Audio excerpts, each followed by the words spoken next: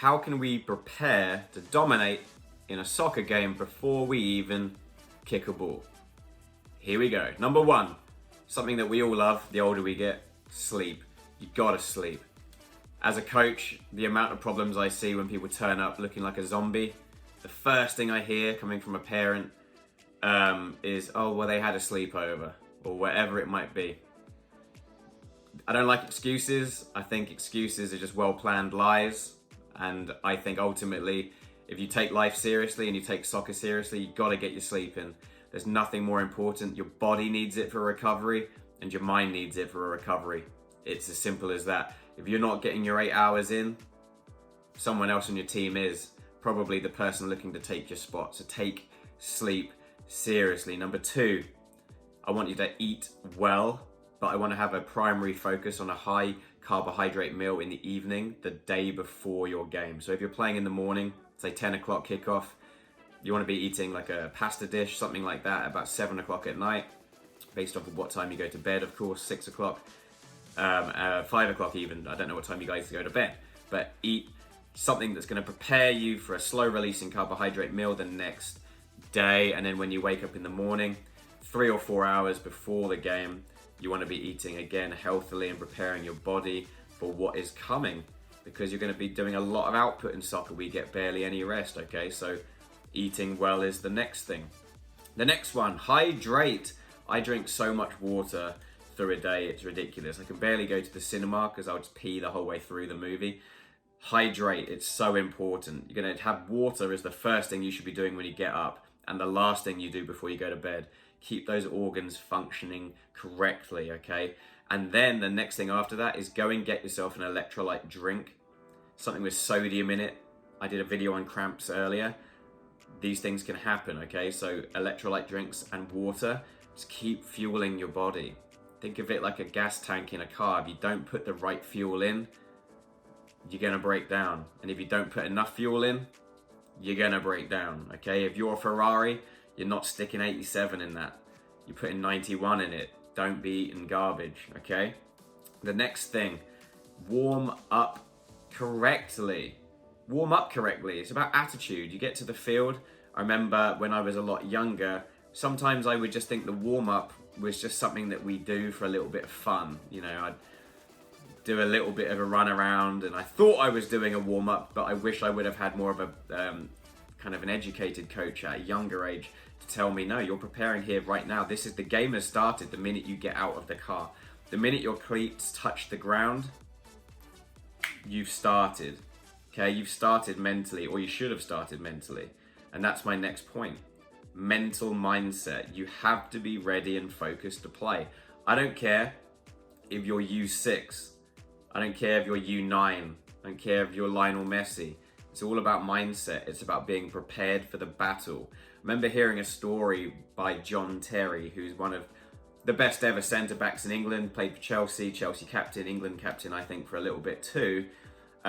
He said he would always mentally prepare the night before, especially when he would play a striker he knew that was going to give him a really tough game. How did he do that? He would watch videos of the player.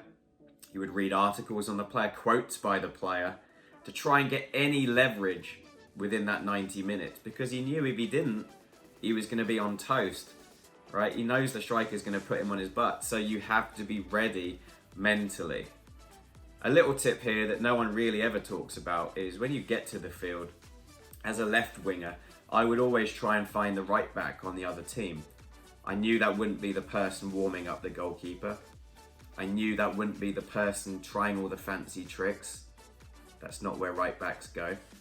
So I was looking for the right back, and I was watching him to see what his weaknesses were. So I was already now planning my game based off of the weaknesses of the other team. Now, the older you get and your college coaches come in, these guys watch videos and they've already done that. When you do your coaching badges, I think C license and up. In America, they focus on, preventing the opposition.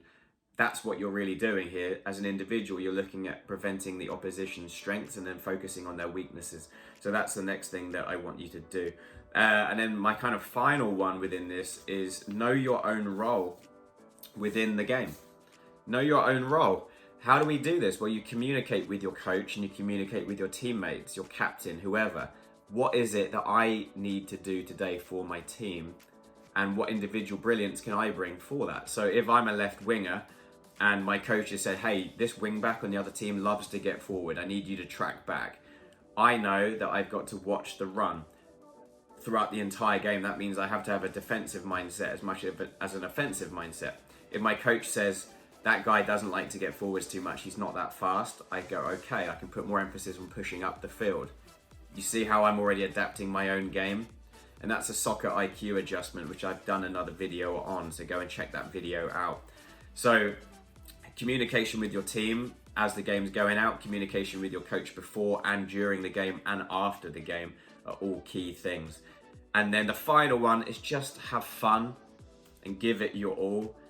If you're not having fun out there, there's no point doing it. I don't care how old you are. If you watch Ronaldinho, one of my favorite players of all time, he played every single game like it was last. Big smile, he just loved playing. And that is why we're all here. That's why I'm talking to you guys right now. I love the game. I love it. I'll watch a pub game, I'll watch a kids game, I'll watch Wycombe Wanderers League 2, I'll watch any game of soccer or football that's going. I just love it, so I want you guys to love it. Have fun and just relax, but give it your best. If you leave that field knowing that you gave 100% and you still lost, that's okay. Failure is a part of life and it's something that we all have to get used to, but let's turn failure into growth, right? We learn from failure, so just give it your best and that's all you can do.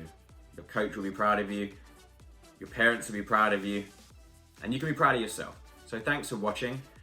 Please like, subscribe, and comment if this resonated with you in any way. Please just let me know what videos you would like to see. Pretty much every video I do is based off of a question or a comment that I get online in word format or just vocally. So thank you so much. I'll see you guys soon.